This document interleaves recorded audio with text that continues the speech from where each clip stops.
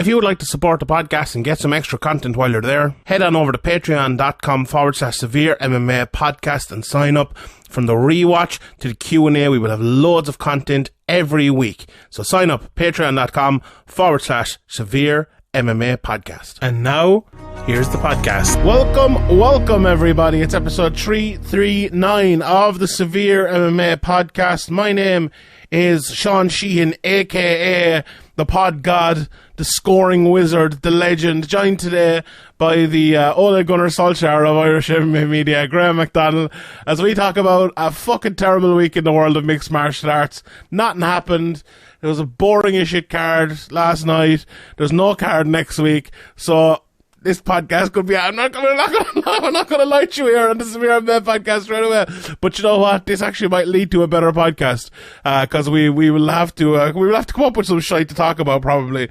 But we do have a few topics to talk about, and we will get to them. But first of all, we must tell you about our sponsors, Manscaped. And you know what's coming up next Friday? It's Black Friday. So forget about our promo code, none of that for a second, but use it. You know, you use the promo code Severe MMA, but support Manscaped next Black Friday. There will be site-wide money off on Manscaped, so they have been a great support for us for the last year, and we cannot thank them enough. So this is your time now. You get loads of money off this Black Friday. Cyber Monday as well coming up. I think it's the Monday afterwards, but we'll remind you of that next week anyway again.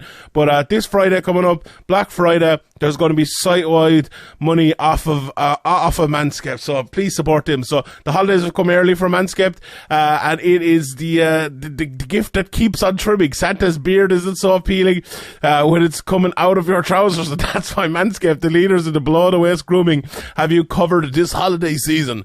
Now available, even in your country. Join the 2 million men worldwide who trust Manscaped to keep their trees trimmed and ornaments polished, just like Brandon Stark, which people kind of loved last week. So go to manscaped.com, use the promo code SevereMA for 20% off and free shipping. And as I said, Black Friday, you might even get more than that, so keep an eye on that. So jingle balls to the walls, fellas. Listen up. It's time to kill two birds with one trimmer and get yourself and your lady a gift. I'm talking about the Manscaped Performance Package 4.0. Inside that Performance Package 4.0, you'll find the Lawnmower 4.0, the electric trimmer, which has proprietary skin-safe technology that reduces cuts on your nuts. It's also waterproof, so you can use it in the shower. It's a gift to your partner with less mess. The Manscaped Performance Package 4.0 also includes a crop preserver and crop reviver, the anti-chafing ball deodorant, moisturizer and toner. This hygiene bundle will also come with the Manscaped anti-chafing boxers and is the perfect wrapping for your presents. Also included is a Weed Whacker ear and nose hair trimmer, which is waterproof, and it uses the 9,000 RPM motor power 360 degree rotary dual blade system. Nobody, not even Santa, wants hairs up their chimney. I fucking nearly got my read off there laughing. Manscaped is going beyond the groin with their new refined cologne and offers a light yet masculine pleasing fragrance that will leave your lady in the naughty list this year. It's made with hypoallergenic ingredients that are vegan, cruelty free, dye free and paraben free. Listen, the season to load up on Manscaped products is upon us, so get yourself, your dad, your brother, your friends, all the best gift to Manscaped Performance Package 4.0. So get 20% off and free shipping with the code Severe MMA at manscaped.com. That's 20% off and free shipping with the code Severe MMA at manscaped.com. Clean up your nuts and make Santa proud this year. Right, Graeme? Let's any crack with you anyway before we, there's much MMA to talk about, because that card last night was fucking awful. I was doing a preview show with Ian and Sean Denny, and we were just talking about the lack of jeopardy and the lack of quality on the undercards of the UFC fight nights these days, and kind of how Dana White used to kind of make fun of boxing for this, and now we're stuck with this.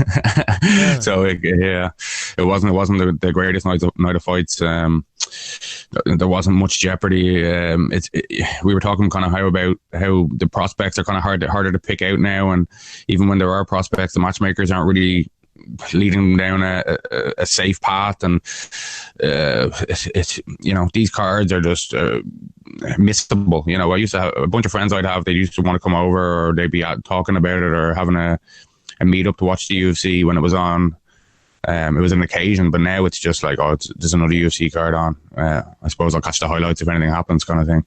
Yeah, it is like last night even. I missed like the first hour because I thought the card was on at 10 instead of 9 or whatever it was. So I'm like, what?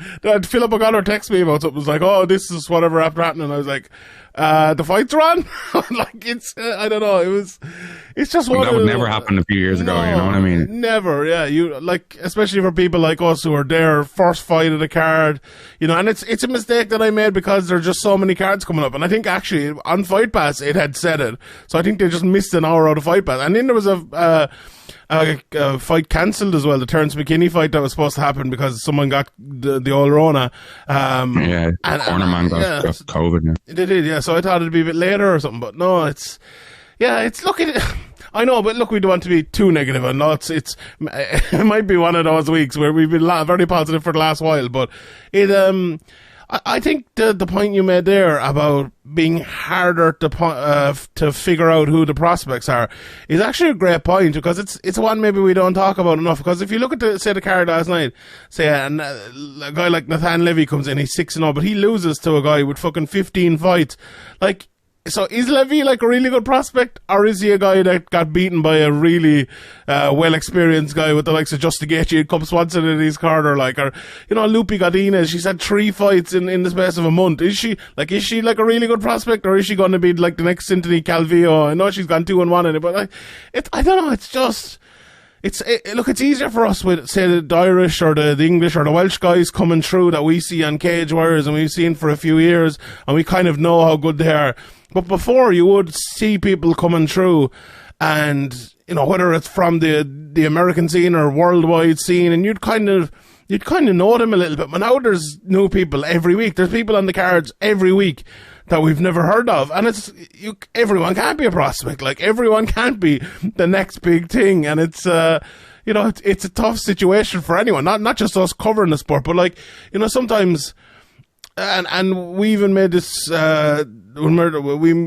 point. We were talking about Sinead Kavanagh last week, about people maybe disrespecting her a little bit fighting Chris Weiberg, when there aren't really that many challengers that would give a better account of themselves to Sinead Kavanagh, without in and try to hit Chris Weiberg as hard as she fucking could and came out in the wrong end. But sure, look, that's the way the cookie crumbles. But most people are acting like, she's just this nobody coming in to fight her. Like, and in one way, okay, they shouldn't be doing that when it's a world title fight, absolutely.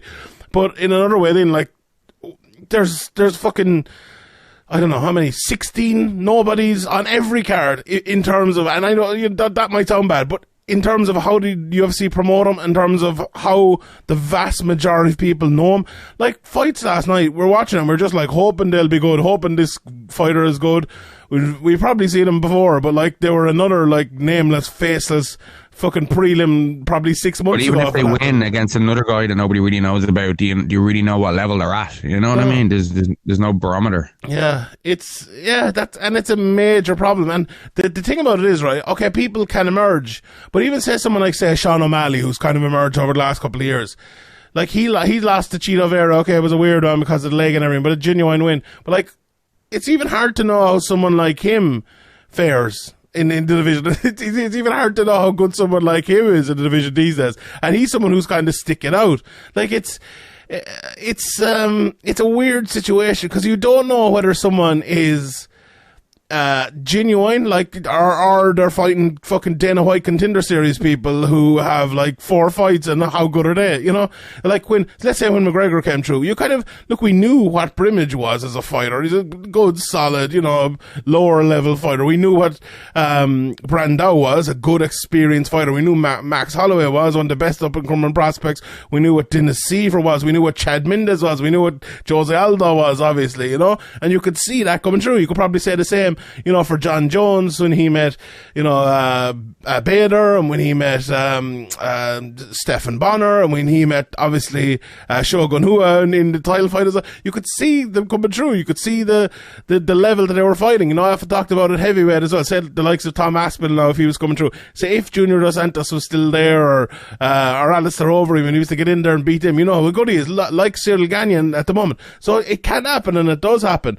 But for the vast majority of people, it's impossible to know their level. Because you know what I always get on a Q&A, and it's a grand question, no problem. But like someone will say like a Rafa Garcia here last night, right? He looked impressive. I thought he was good, and I've picked out that fight a couple of times because I do like him. But 13-2 at 155 pounds. Someone will ask me, who do you think he should fight next? Well, there's probably fucking 60 lads in the UFC at 155 pounds.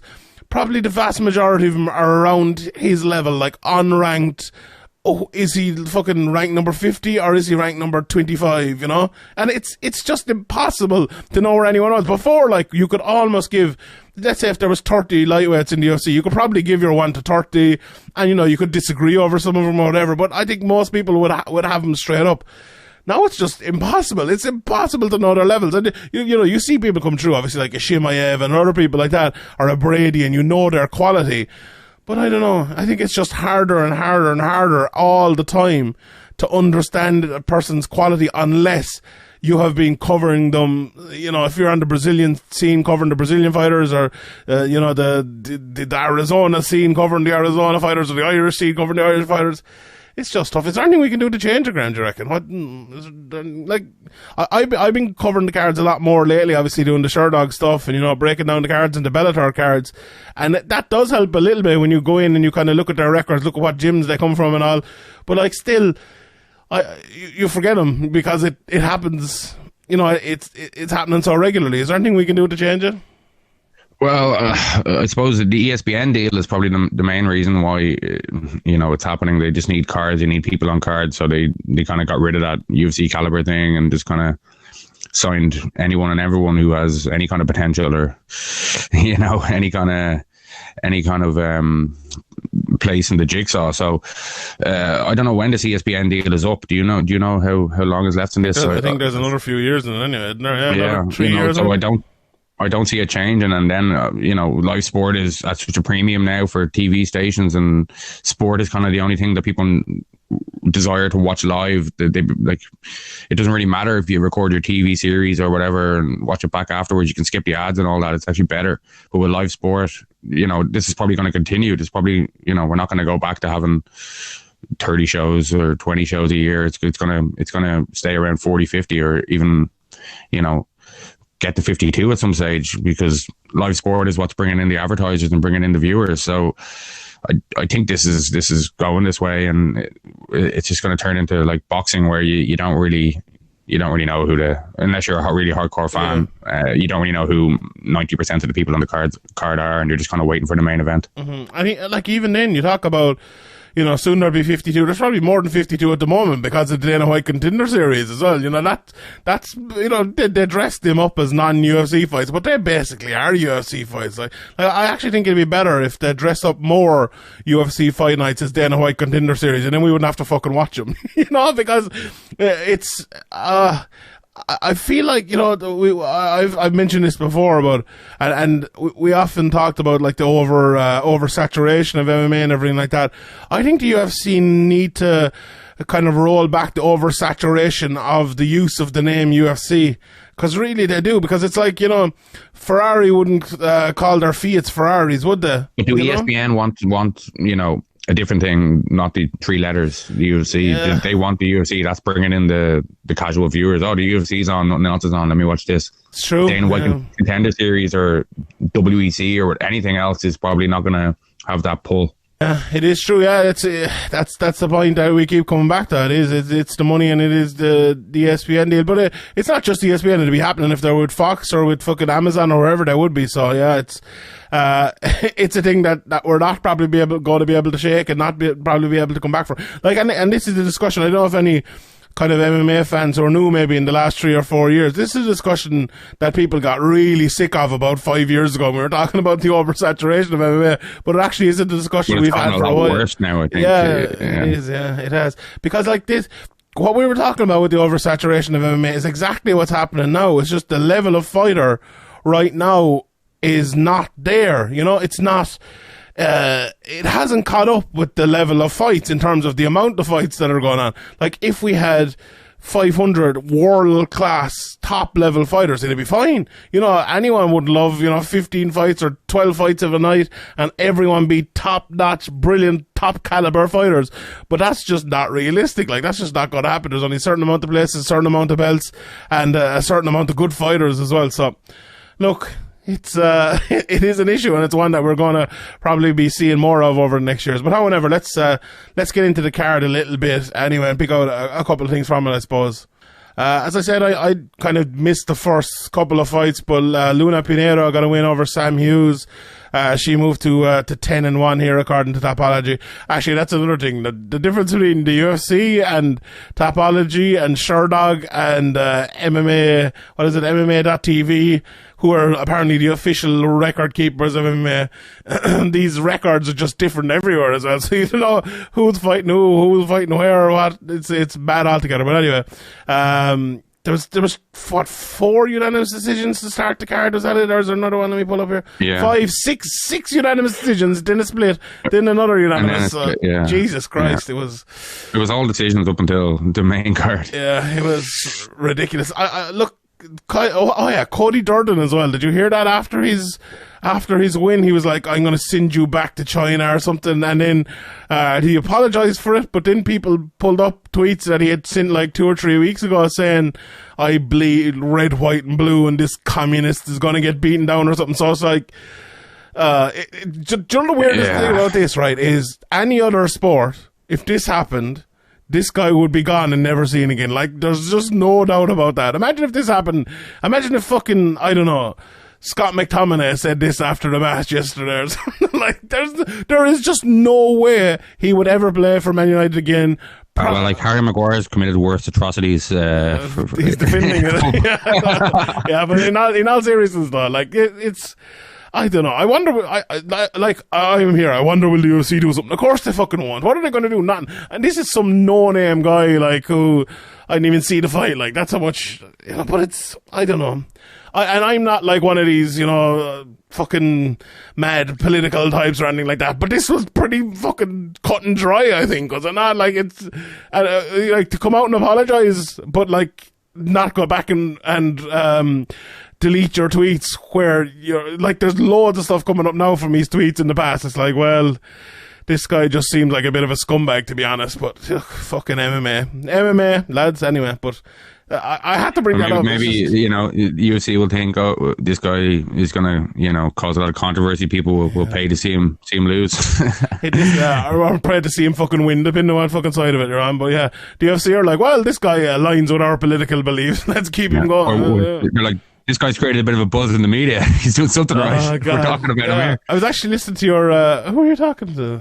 Oh, yeah. Well, we'll spoiler alert, but you were talking to Ariel the other day, and that'll be coming up the next few weeks.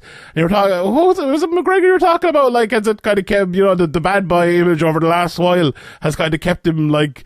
in the media a little bit or something, which I don't know, is that true? But it does happen with a lot of different people. Like, Colby's a bad example maybe because he's right at the top. But like even someone like Masvidal or, a lot of fighters over the last while have kind of built their image around. Covington wasn't always at the top. When he came in, he was kind of doing the same, saying the same kind of things and trying to piss people off and all this stuff. And it made him straight away 1 or 2-0 in the UFC. It made him more of a household name. It made people talk about him and news media talk about him, and we were talking about him. I'm sure other websites are talking about him.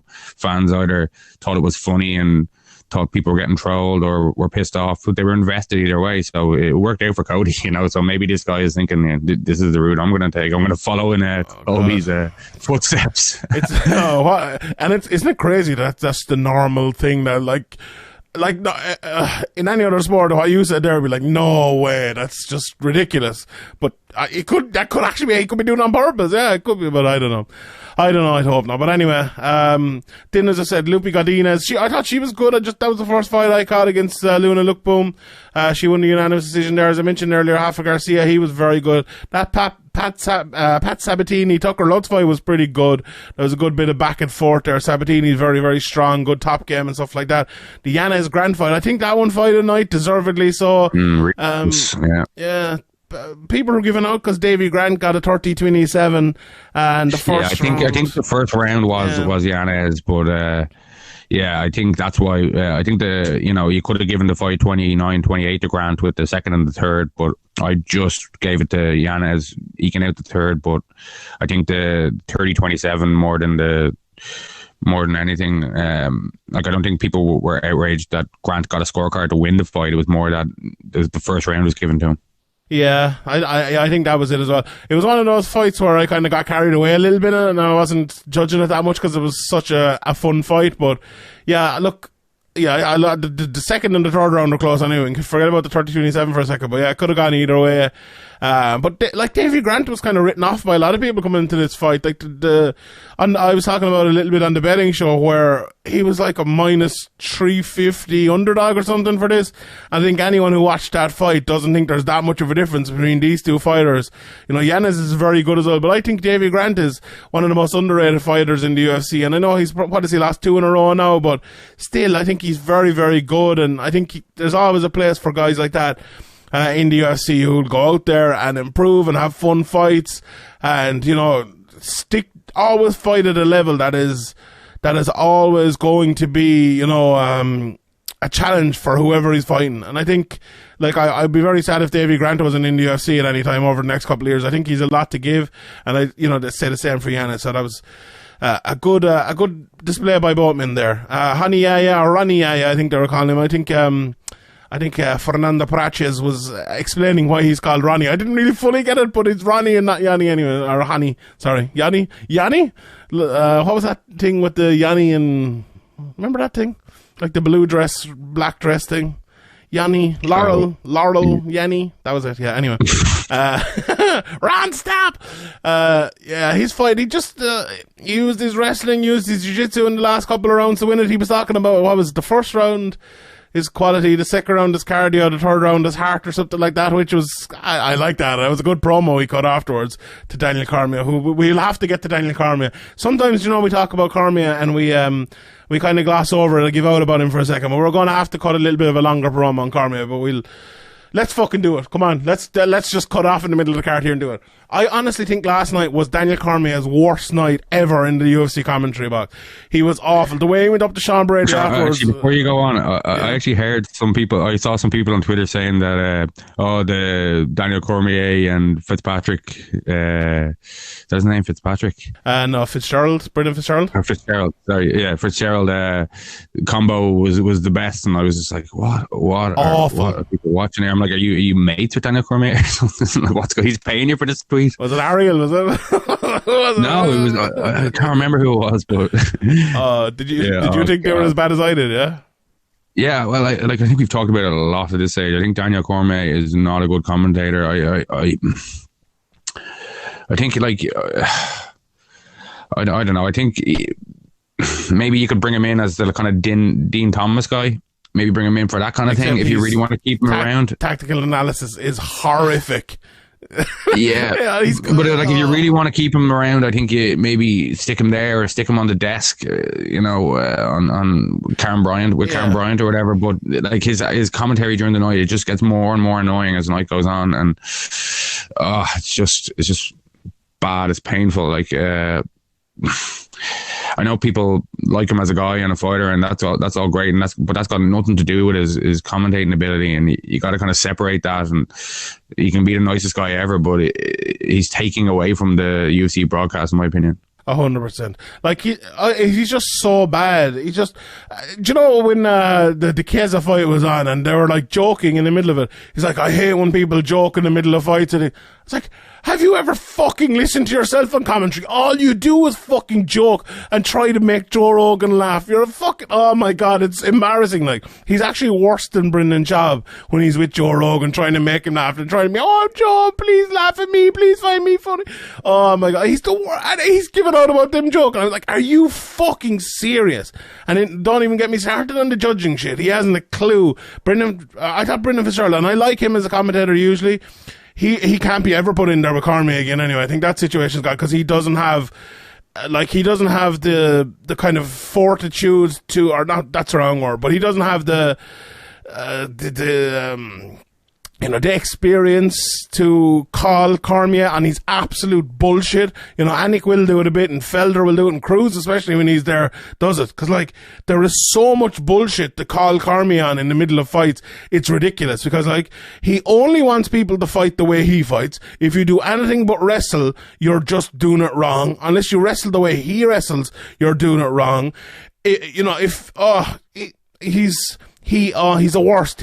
That thing is, and I mentioned it, he comes up to Sean Brady afterwards and he tries to get him to call out someone, I don't know who he's trying to get him out, Shimaev or someone like that, and he keeps going back to him and going back, and it's like, are you fucking serious? And then at the end of the fight, of the main event, the cards come out, right, and all the judges agree on every round bar one, right? Every round bar one.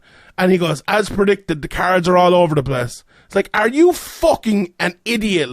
I actually can't believe how stupid and terrible this guy is. He is the worst commentator. I honestly, right, if you're listening to this and you think Daniel Cormier is good, I don't understand you. I don't understand in any single way. He has no redeeming qualities. Send in your argument, and we can put Sean versus Daniel Cormier fan debate. Yeah, let's do that. I'm up for it. But I do think, he does that, that weigh-in show with Laura Sanko and that other guy. I think he's good on that, because that's, lighthearted and funny. That's where you want that sort of stuff. And you want a bit of lightheartedness and a bit of joking on the comedy as well. Bisping has done it down through the years, and Brian Stan used to do a bit of it as well, and everyone, Paul Felder does it. I've no problem with it, keeping it lighthearted and doing it well, or Rogan.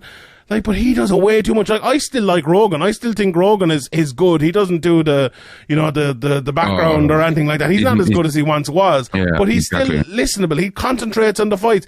If the fight is a striking fight, he'll call the striking. If it's jiu-jitsu, he'll call the jiu-jitsu. If it's wrestling, he'll call the wrestling. Cormier is just... If it's narrative, he'll call the narrative. Yeah, but look, Joe Rogan can get carried away. Absolutely. I'm not saying Joe Rogan is perfect. Everyone can get carried away a little bit at times, but Cormier just never gets it right. I've never seen anyone that's so consistently wrong as he is. I think it was Jack Slack that put it up there a couple of weeks ago, one of Cormier's things, and he was like, the bad take machine goes brrr. I was like, yeah, that's exactly what it is. He's just a bad take machine in every aspect of everything. I can't see anything good about Daniel Cormier as a commentator. He warps my brain when I'm listening to it. And I can't just mute the TV either, because you need to hear what's going on. You need to hear the punches landed and everything like that. It's so fucking annoying. Someone tweeted me last night. It's like, I feel like I've done something in a past life that I'm being tortured for by listening to Daniel Cormier. Yeah. And I feel the exact same way. Oh my God. There's no option on Fight Pass to knock off the commentary. And sure, the main card is on the MBT and stuff. If there was, yeah, I pay €1,000 a year for that, without a shadow of a doubt. Oh my God. It's there's no escaping it, because we have to watch the fights. If I could give up watching the UFC, I would do it just to escape Daniel Cormier, but I can't now. I'm fucking stuck in this fucking shit sport. Well, at least you have a week off now. Yeah, I have a week away from him now. I need a year away from that fucker. I'm sure he's a nice lad though. I've nothing against Daniel Cormier as a person or anything. He's just terrible at MMA commentary. Awful. Anyway, Tyler Santos versus Joanne Wood. You got that off your chest anyway. I needed it. This was a domination really by Tyler Santos. She was, oh my God, I had her backed at 8-1 to win by KO. It was so close. But on my if she just had flurried when she dropped her against the cage, the ref was quite close. It might have just taken 5 seconds of flurrying. Yeah, I thought he was going to as well. It was very close, but she ended up getting the rear naked choke. Look, Joanne Wood previously called her, obviously. There's such weird. There was someone around here, and their second name was I think let's make up a first name. Let's go, I don't know, Mary, right? Her first name, or her name was Mary Door, and then she married a fella called Wall, so she went from door to wall. That's the weirdest one I've ever heard, but Joanne going from Calderwood to Wood is another one right up there. It's like, what? Did she just take out the Calder out of her name? But anyway, I like Tyler Santos. I thought she's a very, very good, before the fight I thought she was a very good fighter, and I even think more of her now. It was a really, really tough matchup for JoJo. I was surprised the betting was as close as it was, to be honest. because you look at Santos, right? Her striking is very good. She hits hard, but she also has good takedowns. You know, she's a few submissions on her ledger as well. And when someone like that fights Jojo Calderwood, it's going to be very tough. Like, Jojo she's a good fighter, but she's so limited that anyone who is not limited is going to just beat her unless they're completely inept with fight IQ, like just completely. And the thing about Santos is she could have fought anyway and beaten Jojo, I think, because on the feet she was just eating her up, and when it went to the ground, it was, you know, it was like women against girls, if you want to put it that way. You know, it was just so easy for her. What do you think of Jojo? Like, do you see any future for Jojo as like a top contender? Because it feels like she was close to a title shot. She had the title shot, but yeah, you don't know. I think like she has probably the technical ability to go further, but she just kind of is inconsistent and finds a way to lose, and maybe looks for a way out sometimes in there. Like, I don't like saying that, but like, you know, she kind of just turned into the choke at the end there. Looked like she just kind of gave up.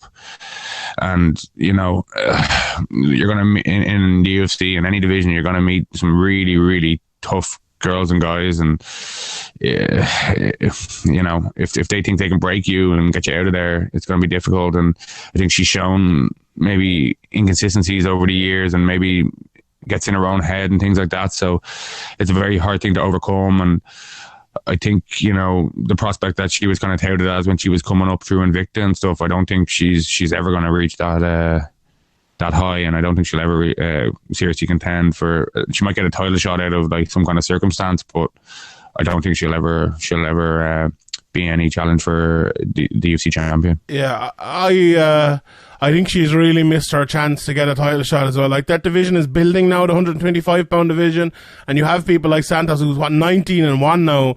You know, she is way ahead of her, and there's probably 2 or 3 more ahead of her. So I think that the chance for a title shot is gone, and it's going to be very hard to see Jojo getting, say, 3 or 4 wins on the bounce again to build her way back up to it. So it's it's a tough situation, and it's, you know, I don't necessarily think she gave up. I don't think she is someone who does give up. I just think she is.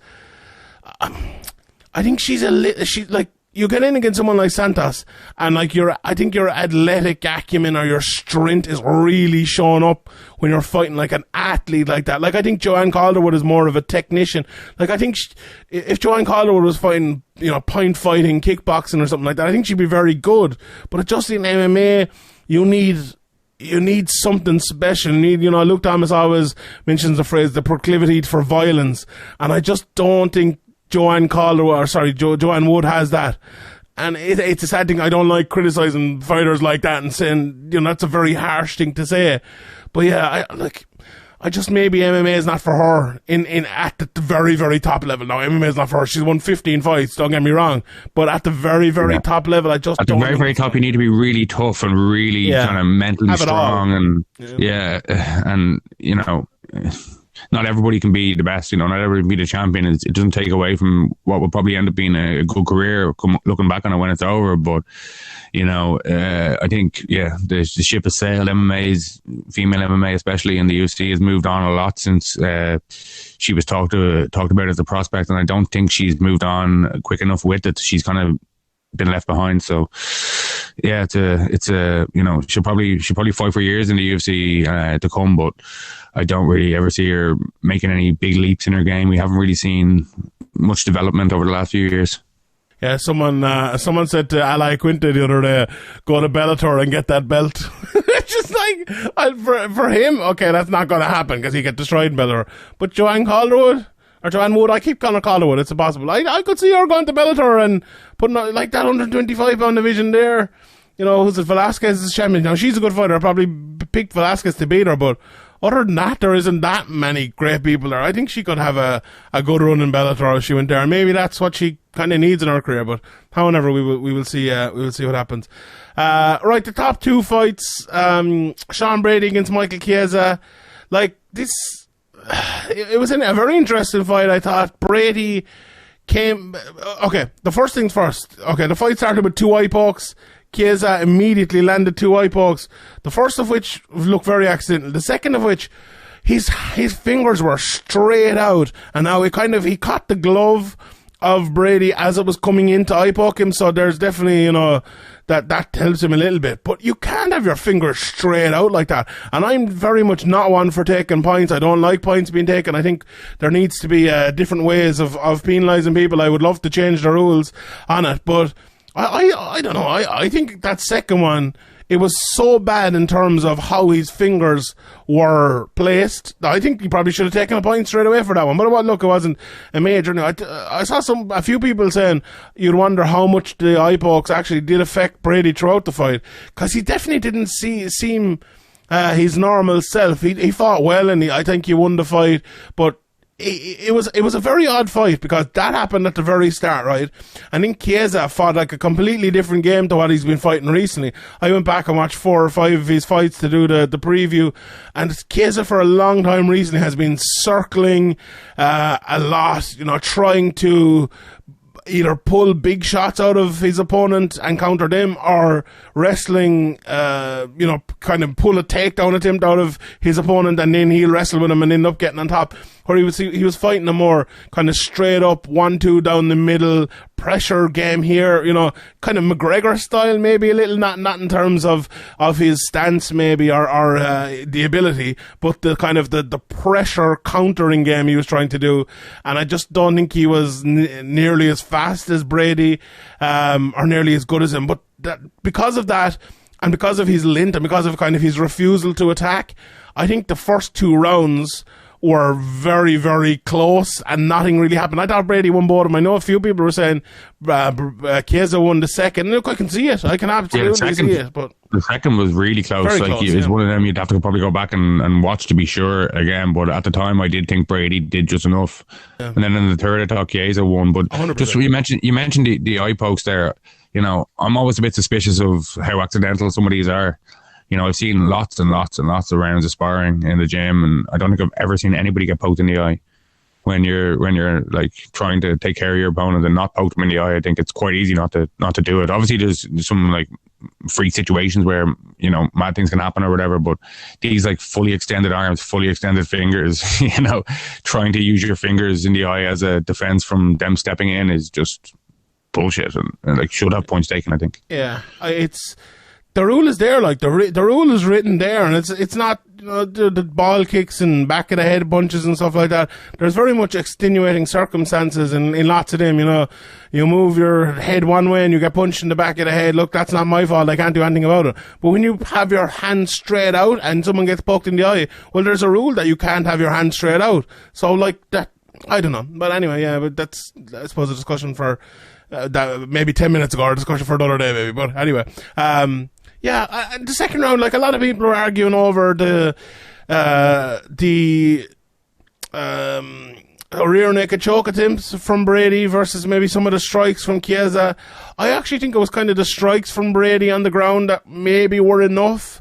I didn't think, like, there was nothing hugely immediately impactful in terms of strikes or submissions in the second round, I didn't think. And I haven't gone back and watched it. It was fucking boring and shit, so I'm probably not ever going to go back and watch it. But like, it was one of those rounds. It could have gone either way, but I feel like most people thought at the end of it, like, Brady just did enough. Like, when you have that back for a long time and you're landing shots, like, you're getting off all the offense there, and your opponent is getting off none of the offense. That means something in a round where there isn't like a big hurtful shot or a big knockdown or a big submission attempt or something like that, and it's just logical that you go that way, and that's the way. Those were the most impactful shots, when there was no big impactful shots landed, or maybe 1 or 2 kind of good shots by Chiesa. I just didn't think he did enough. Whereas in the third, like, I thought Chiesa was winning the third. It was like, if the shots that happened at the start of the third round from Chiesa happened in the second, he would have won the second.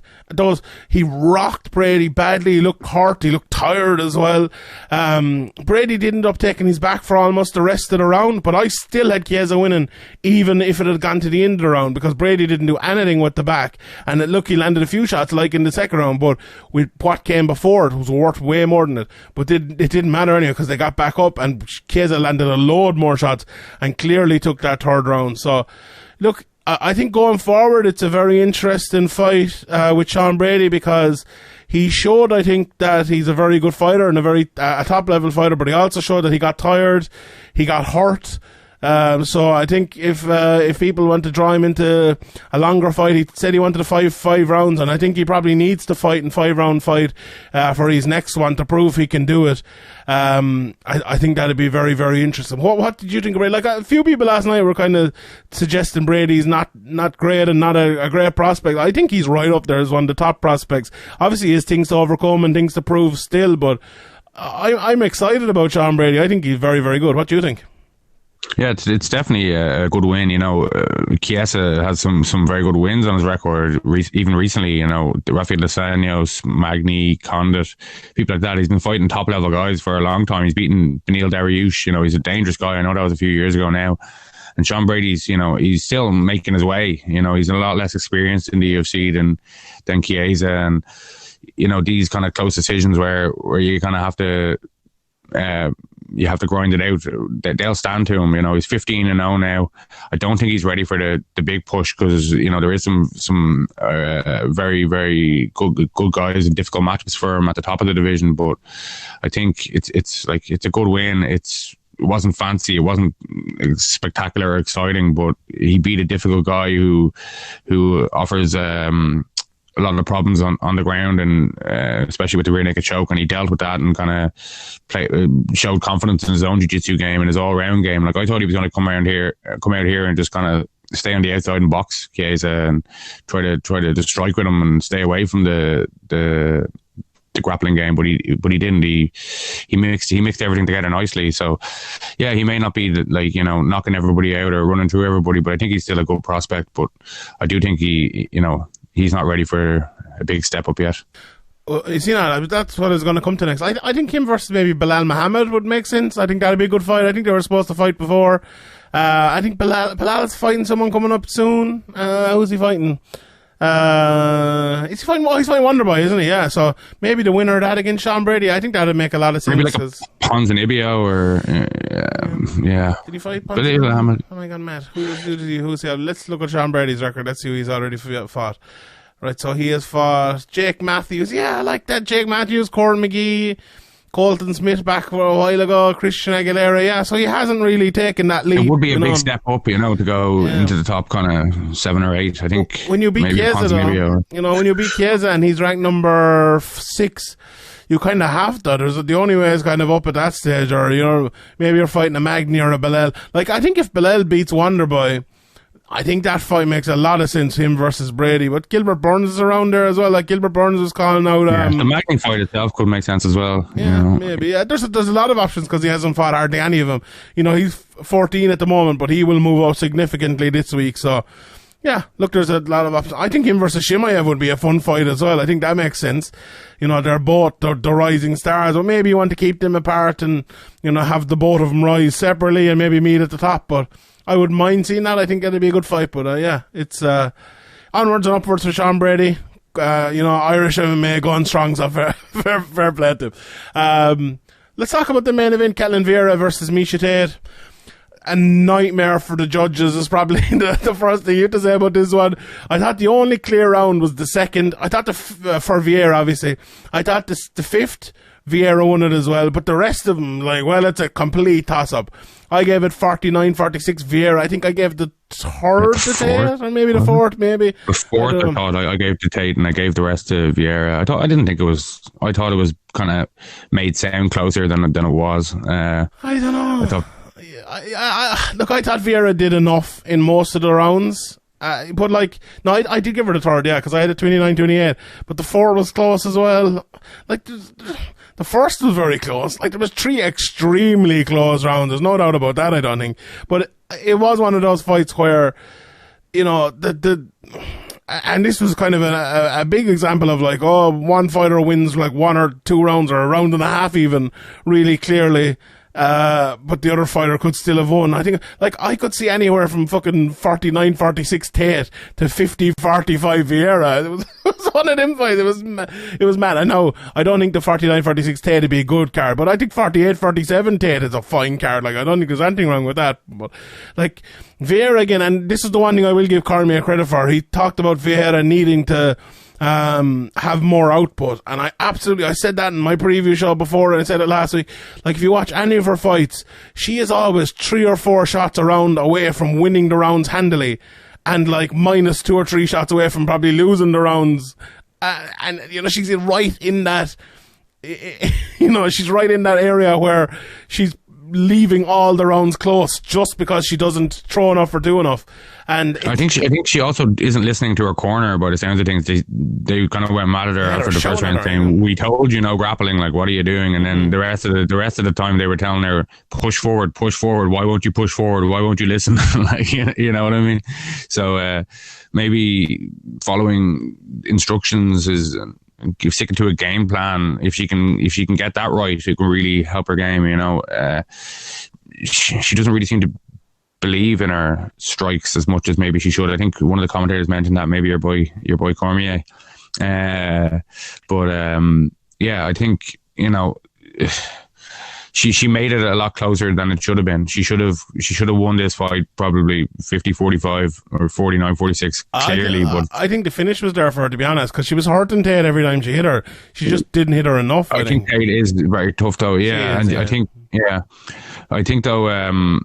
I think it was a good performance, and it's you know, it's a good performance with loads of room for improvement. And you know, she maybe had a bit too much respect for Miesha Tate. I think Miesha Tate's, you know, not very good anymore. That's and probably yeah, I don't think she's very good anymore. I think the game's moved on, and you know, her striking just the commentators were trying to say how much better her striking was. I didn't think so. Yeah, especially in that second round, she was getting ears boxed off her, and DC was got nothing but Miesha Tate's striking improvements. I'm like, are you serious? Like, her nose is starting to bleed. There's like loopy shots and getting hit in the face constantly. I don't know. Look, I thought it was a very tough matchup for her, I think, and I thought she did well to make it as close as she did.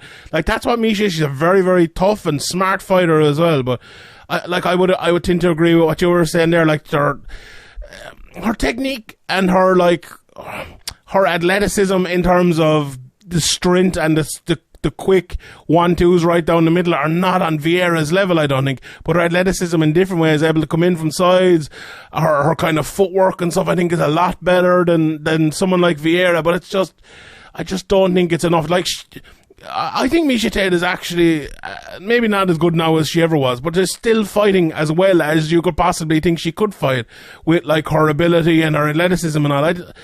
I think she's one of these people, like, say, Kenny Florian back in the day, the people used to always say about, that got the absolute most from themselves. I think that's what Tate is. And then Vieira is the exact opposite. I feel like she's not getting enough from herself. You know, there's so much more that you could see from her, and I don't think we'll ever get it, to be honest. I don't think people can click it on and off like that. You've almost never seen it in MMA. You don't see it in any sports where people can just kind of, they're halfway or 3/4 of the way through their career, and next thing they turn into like the best in the world. It's just, I don't know. I don't see it happening, to be honest, now. But there's minor changes for Vieira that could lead to major changes in her game in terms of winning rounds and winning fights. The problem is, when she gets to the top level against someone like Amanda Nunes, it's not going to matter anyway. So it's a very, very tough one. But yeah, like this fight overall, it wasn't a great fight. It wasn't a classic. Very close early. I thought Ketlen Vieira was just winning in the first round, and then Tate kind of took the last half of the round, but I just gave it to Vieira. The second round was clearly Vieira, even though the stats were basically the same. The stats don't matter. She was boxing the ears off her. It doesn't matter if, you know, Miesha Tate landed 1 or 2 fucking arm punches or whatever. It's kind of like push leg kick things. Yeah, it's just like, why are you counting this? It's a significant strike. No, it's ridiculous. Third and the fourth, just very close, you know, kind of back and forth. And then towards the end of the fourth, or maybe into the fifth anyway, Vieira just started making Tate's face bleed an awful lot, and she looked like if she wins the fight, it's just going to be the wrong person winning kind of job, you know. And I know that's not how MMA judging works, but it was one of those ones where I was like, Jesus, the judges are probably praying for the finish here, but you know, I went there anyway. And look, Vieira, Tate, I don't know, will we see her back again? Maybe, maybe not. I wouldn't mind seeing her again. She didn't look shot or anything like that. Whereas Vieira, I think the worst thing she could do is get put right into a title shot or get close to it. I think she needs 1 or 2 more fights, and she needs big improvements before she's put in there. So, you know, we leave it at that. The card, terrible card overall, not great, but look, a few talking points from it. Right, before we go, Paul Redmond retired this week, Graeme. A legend of, obviously, the Irish MMA game. A guy who always came and put it on the line, who was always fun. You know, fought in KSW, Cage Warriors, Bellator, UFC, probably 5 or 6 other places as well along the way. I know you've been... Fan Wars, Cage Warrior, Bushido, yeah. What are your thoughts on the old red man? Yeah, well, he's a guy who always kind of fought everybody. An amateur, even fought Artem Lobov. You know, his third ever fight was Philip Mopeter. You know, he fought his way up. He was kind of just the kid in Rhino. I think what did Andy Ryan call him? He said he came in as a fat skateboarder kid. So he was he came into the game and earned his way up and fought on those local shows in Irish MMA like Battle Zone, and made his way to Cage Warriors, and you know, kind of made a name for himself there with some nice toe holds and submissions and kind of unorthodox jiu-jitsu and things like that. And you know, I think the timing of making it to the UFC and the weight class and all the circumstances around him making it to the UFC were just wrong. And he had to cut a lot of weight to get down to 145 and couldn't make it, and looked absolutely terrible. And you know, it didn't work out for him in the UFC debut. He obviously was fighting a very good guy in Bektic, and he got you know, beaten comprehensively there. And he kind of, you know, maybe 145 was never his weight class, but you kind of got to take the contract when the UFC comes, is what a lot of guys think. But you know, hindsight is easy to say, but you know, I think his career could have been a lot different if he had kind of stayed in Cage Warriors and maybe won and defended the title a little bit there and gone to the UFC at a different time. But it wasn't to be, and he continued to fight everywhere and anytime he could. And you know, he says he's retired now, and we always talk about MMA retirements. He'll probably be back soon enough. But if he does call it a career, you know, nobody can say that he ever kind of backed down from a challenge or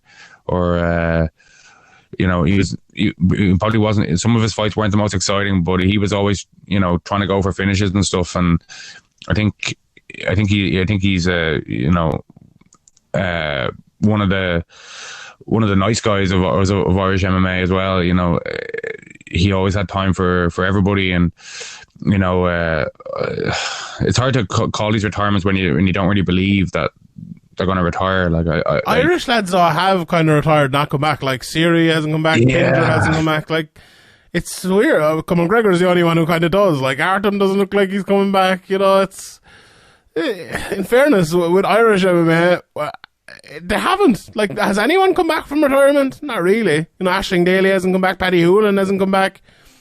You know, every Irish MMA fighter who's retired hasn't come back. Yeah, so I don't know. Yeah, maybe you can't believe in an MMA retirement unless it's an Irishman retirement. The Irish are liable outside McGregor apart, you know. But I looking at his record, and I remember talking to someone like close to Cage Warriors who were saying like it was a mistake, you know, as you said, going to the UFC so early. But around that time, you know, Irish lads were getting signed left, right, and centre. And when the UFC comes calling, you can't blame a guy for taking it. But I think it was a weight class more than anything else. And if you had maybe one or two more timing. But you see, like, the thing about it is, looking at his record, like, Paul Redmond's best run of his career came after the UFC. And that's a weird thing to say, because most fighters we see down through the years, if, like, they get to the UFC and they get cut from the UFC, 95% of the time they wilt away, and you look, well, maybe not 95%, but sometimes now they go to Bellator and they fight for a few years, or they wilt away. But like, beat Chris Stringer, the Norman Park fight, a very, very close fight, he could have won that. Beat Rob Sinclair, then won his fight at KSW, then won his fight at Bellator. you know, that was a really, really good run. He got a lost in KSW. He beat Charlie Leary. We see, you know, how good Charlie Leary is over the last while. And then he got that tough matchup with Georgie Carcanyon. But, you know, he had that spot against Brandon Gertz, and that would have been a big fight. And if he had won that, it would have, you know, meant a lot with Brandon Gertz's name. And, you know, he should have had...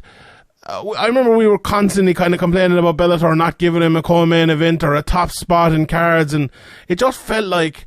I don't know, maybe he'll be able to speak this, maybe I'm talking out of turn here, but it felt like he got a little bit annoyed with MMA at that stage. Like, he said he didn't care, and I'm sure he didn't, but it felt like everyone else cared, and everyone else was giving out about it. And I'd say he's just like, well, I just want to fight, and this shite is annoying me, kind of. And now injuries and everything like that. Like, he signed with Cage Warriors not too long ago, was supposed to fight Mehdi Ben Lakhtar, and Mehdi Ben Lakhtar is fighting for the title now, coming up in a couple of weeks here. So Paul Redmond wasn't that far away from, you know, the Cage Warriors, the upper echelon, the top of that division. So, you know, yeah, like, he is one that I could see coming back. Like, the rest of them, it was like, you know, they'd kind of done what they, I suppose, accomplished in their career, apart from maybe Paddy Hoolan and Ash, because it was injuries and different things with them. It does seem like a kind of unfinished career, it does. Yeah.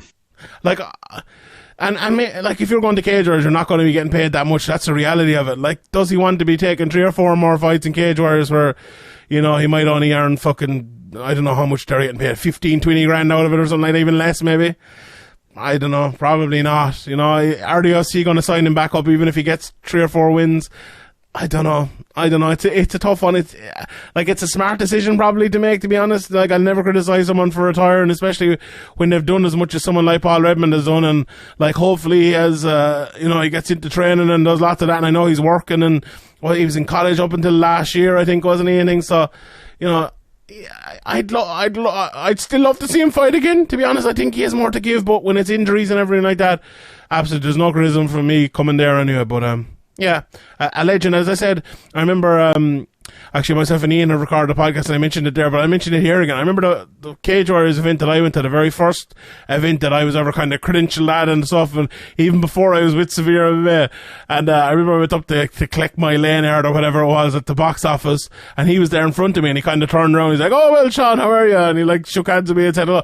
And, like, for someone covering their first show who, like, wasn't a big one for doing interviews and talking to fighters and everything, for someone to, like, you know, have a minute to say hello to me. I don't know if he was fighting or not, or maybe he was only cornering someone, but that was something that meant a lot to me. And I'll always, you know, I know he always had time for Severe MMA, and Andrew interviewed him, and everyone interviewed him down through the years. And, you know, I interviewed him a couple of times myself even, and it was always a joy to talk to him. There's no bullshit, you know, it's same as Siri, all the Rhino boys. There's no fucking bullshit with him. And, it'd be a sad place if we know lads like that in Irish MMA. So, fair play to Redzer, and I wish him well in the future, and you know, we might have a chat again sometime down the line. But anyway, we'll leave it there, Graeme. We leave it at that. We have much more to talk about. There's probably 1 or 2 things, but we've the Q&A and everything to come as well. So we will leave the podcast there for this week. Thanks everyone for tuning in. As I said, go over to Manscaped, Black Friday, support them there. Patreon.com/Severe MMA podcast. Absolutely loads of stuff there this week. And last week, you had an interview with Chris Fields, Graeme.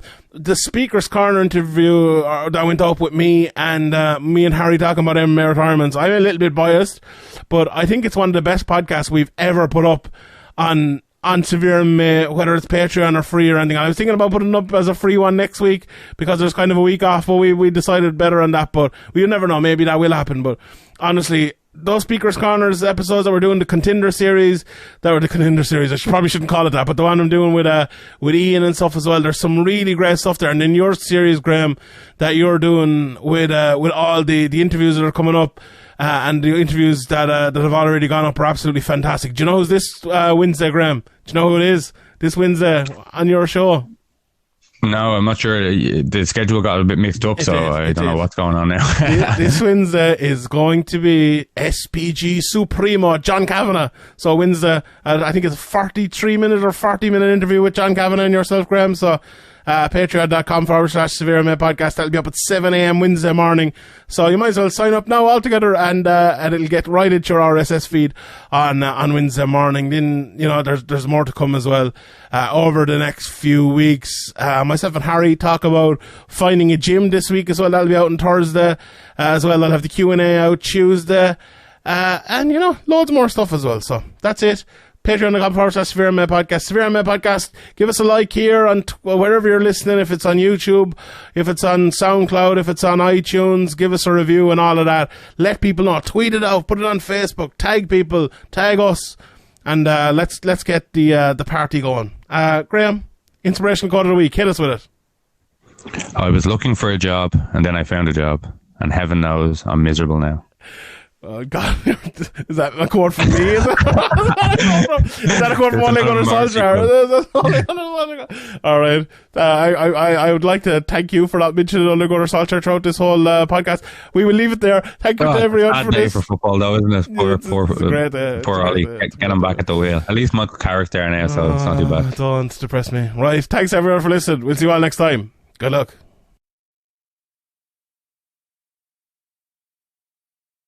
If you would like to support the podcast,